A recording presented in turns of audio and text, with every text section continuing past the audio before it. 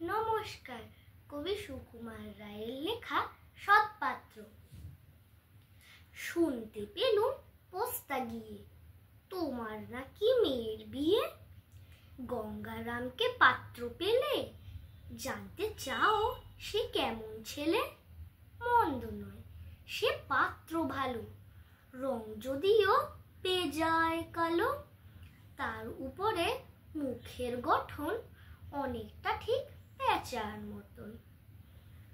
বিদ্যে বুদ্ধি বলছি মশাই, ধন্যী ছেলের অধ্যাবসায়। 19টি বার ম্যাট্রিক এসে ঘায়েল হয়ে থামল শেষে। বিষয় আশয় গরিব বেজায়, কষ্টে সৃষ্টে দিন চলে যায়। মানুষ তো নয় ভাইগুলো তার, একটি পাগল একটি গোয়ার। আরেকটি সে তৈরি ছেলে, জাল করে নোট গেছেন জেলে।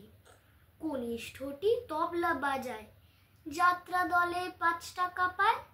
গঙ্গারাম তো কেবল ভোগে পিলের জ্বর ও পাণ্ডু রোগে। শ্যামলাহিরি বনগ্রামে কি যেন হয় গঙ্গারামের। যা হোক, এবার পাত্র পেলে, এমন কি আর মন্দ ছেলে। নমস্কার।